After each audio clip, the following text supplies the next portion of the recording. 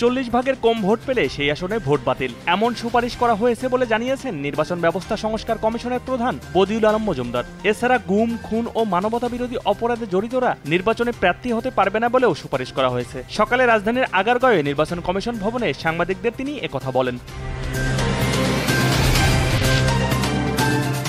বিশ্ব অর্থনৈতিক ফোরামের বার্ষিক বৈঠকে যোগ দিতে সুইজারল্যান্ডের পথে প্রধান উপদেষ্টা ডক্টর মোহাম্মদ ইউনূস। রাতে প্রধান উপদেষ্টা ও তার সফর সঙ্গীদের নিয়ে এমিরেট এয়ারলাইন্সের একটি ফ্লাইট হজরত শাহজালাল আন্তর্জাতিক বিমানবন্দর ত্যাগ করে।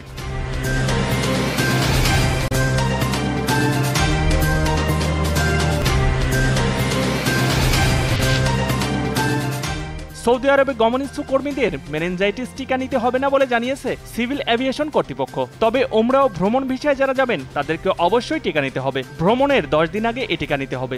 সকালে টিকা না পেয়ে রাজধানীর পান্থপথ এলাকায় সড়ক অবরোধ করে বিক্ষোভ করে প্রবাসীরা।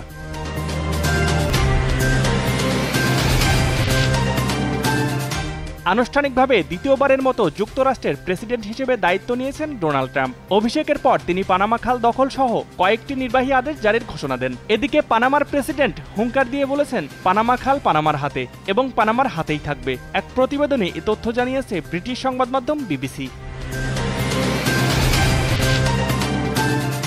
চলতি মৌসুমে কোপা দেল রের সেমিফাইনাল অথবা ফাইনালে মুখোমুখি হওয়ার পথে রইল বার্সেলোনা ও রিয়াল মাদ্রিদ। রাতে অনুষ্ঠিত হয়েছে প্রতিযোগিতাটির ড্র, যেখানে কোপা দেল রের রেকর্ড 31 বারের চ্যাম্পিয়ন বার্সেলোনা প্রতিপক্ষ হিসেবে পেয়েছে ভ্যালেন্সিয়াকে।